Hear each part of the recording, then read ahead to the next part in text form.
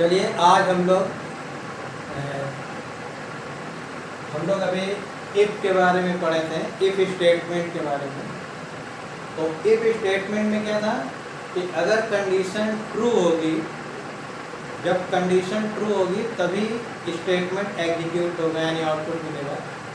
और अगर condition false है तो प्रोग्राम बाहर निकल जाएगा। लेकिन स्टैंडर्ड प्रोग्राम वो होगा इफ एल्स का जिसमें स्टेटमेंट ट्रू में भी आउटपुट मिले और फॉल्स में भी मिले। जैसे पिछला प्रोग्राम हम लोगों ने लिया था कि किसी स्टूडेंट का प्रतिशत इनपुट किया जाए, यदि प्रतिशत 33 या इससे अधिक है तो पास प्रिंट करें। लेकिन पिछले प्रोग्राम में ये नहीं था कि 33 या इससे कम है तब क्या करें। वैसे 33 या इससे कम होने पे फेल प्रिंट करना चाहिए, लेकिन क्योंकि हमारा पिछला स्टेटमेंट क्या था, केवल इफ का, तो अब क्या है, इफ एल्स का है। तो थोड़ा सा मैं अभी फ्लो चार्ट बनाऊंगा, ग्राफिकल रिप्रेजेंटेशन करूंगा मैं इफ एल्स स्टेटमेंट के लॉजिक का, तो आप देखोगे थोड़ा अंतर समझ में आएगा। ठीक है, इसमें प्रोग्राम का कंट्रोल आ रहा है ये, और एक ये कंडीशन लिखी गई है। मान लीजिए कंडीशन, जैसा कि मैंने बताया, या तो ट्रू होगा या फॉल्स होगा। तो इफ कंडीशन है मान लीजिए, और कंडीशन अगर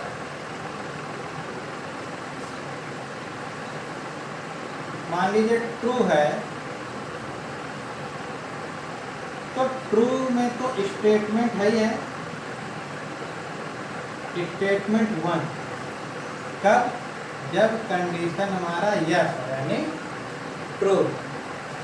लेकिन यहाँ पे कंडीशन अगर फॉल्स है, यानी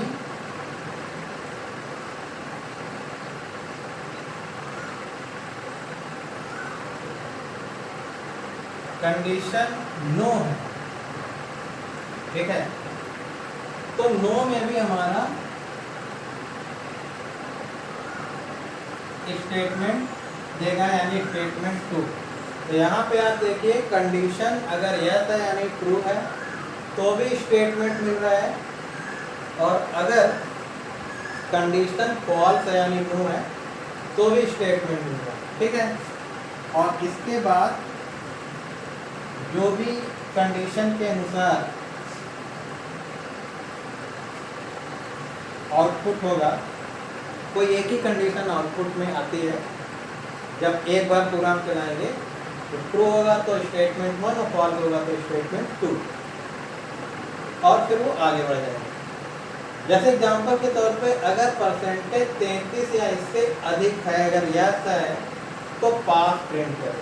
ठीक है, तो पिछले प्रोग्राम में 33 या इससे अधिक है तो केवल पास प्रिंट करके प्रोग्राम बाहर निकल जाता है। लेकिन इस प्रोग्राम में, इस लॉजिक में, यानी इफ, यदि, और एल्स का मतलब नहीं तो, यदि प्रतिशत 33 या इससे अधिक है तो पास, नहीं तो फेल।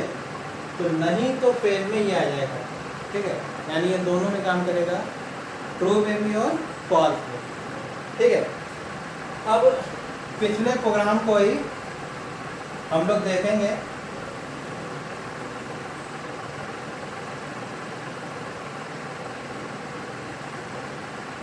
हेडर फाइल आप वैसे ही लिख लोगे, दोनों हेडर फाइल हर प्रोग्राम में लिख लेते हैं, has include IOST.h, has include folio.h, और void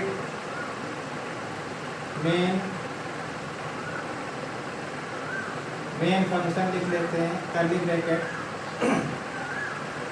शुरुआत की स्टेटमेंट बिल्कुल पहले प्रोग्राम जैसा ही देखें। इसमें क्या होगा, वाइड मेन, और यहाँ पे हम ले लेंगे int %।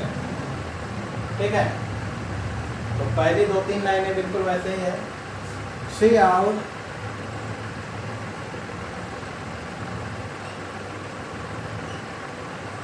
Inter the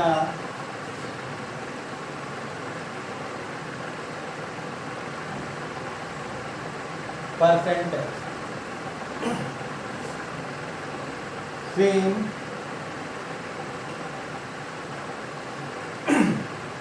percentage.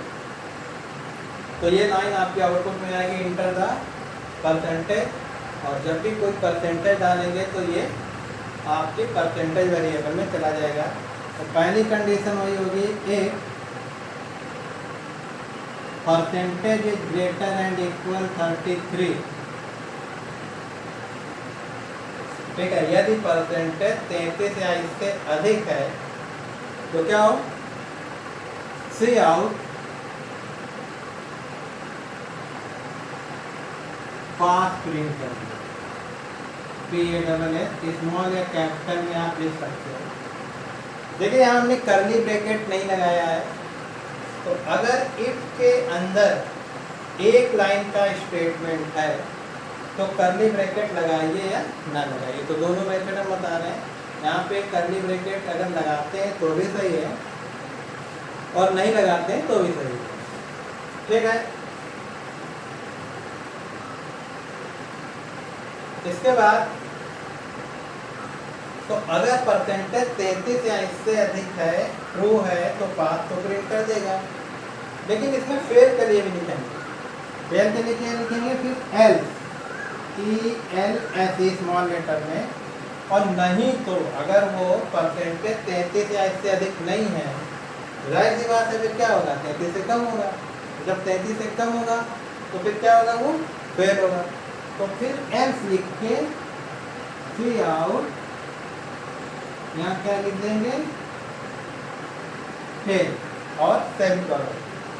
C out के अंदर स्लैश एंड डबल कोट के अंदर पास, ये डबल कोट तो यहाँ लगा हुआ है, ठीक है, और स्लैश एन पे अब गेट CH क्लोज हो जाएगा। नीचे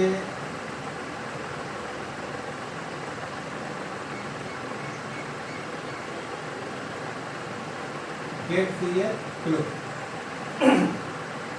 ठीक है, अब ये पूरा प्रोग्राम बन गया। अब इसका आउटपुट देखिए,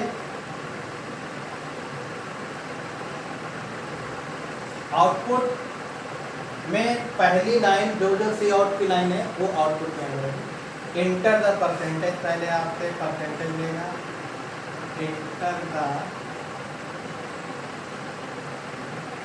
परसेंटेज। ठीक है, अब जैसे किसी ने परसेंटेज डाला, मान लीजिए 25, अब किसी ने मान लीजिए परसेंटेज प्रोग्राम में 25 डाला, 25 डाला, तो देखिए प्रोग्राम का लॉजिक कैसे वर्क करता है।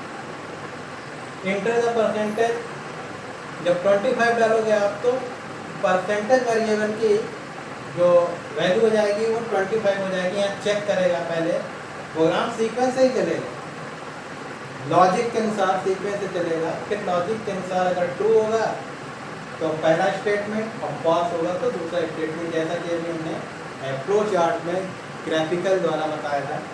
तो परसेंटेज अगर 33 या इससे अधिक है, इस केस में 25 है, यानी परसेंटेज कम है, फॉल्स है, ज़्यादा नहीं है।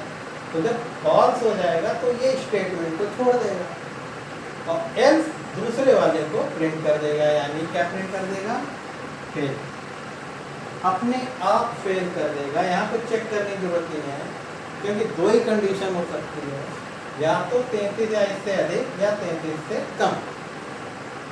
33 या इससे अधिक यानी परसेंटेज ग्रेटर और इक्वल, 33 से ज़्यादा हो या 33 के अगर बराबर हो तब तो पास होगा, और इसके अलावा क्या होगा, फिर 33 से कम ही होगा तो सिर्फ फेल नहीं करेगा। तो ये जो हमारा दूसरा स्टेटमेंट है, कंट्रोल स्टेटमेंट के अंतर्गत ब्रांचिंग हम पढ़ रहे हैं। ब्रांचिंग में इफ अभी हमने बताया था, और ये इफ एल्स का है।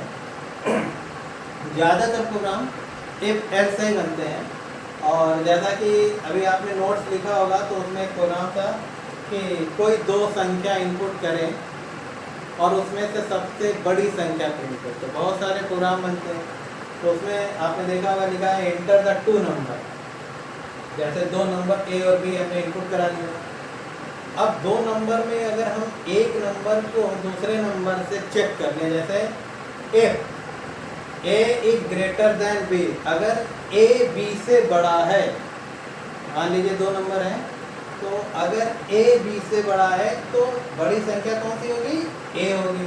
तो सी आउट ए लिखा है, देखेंगे आप प्रोग्राम में, और नहीं तो सी आउट बी लिखा है। ठीक है, तो ऐसे बहुत सारे प्रोग्राम बनते हैं। अभी आप टॉपिक वाइज एक एक दो दो प्रोग्राम बोर्ड में समझ लीजिए और कंप्यूटर में भी मैं बता के भेज देता हूँ, और ऐसे करते रहिए। और इसी आधार पे जो प्रोग्राम मैं बनाने को देता हूँ उसे करिए, जो ना समझ में आए उसे पूछिए। और शुरू में हो सकता है कुछ गलतियाँ हों, लेकिन धीरे धीरे जब प्रैक्टिस करोगे तो आप आ जाएगा। ठीक है।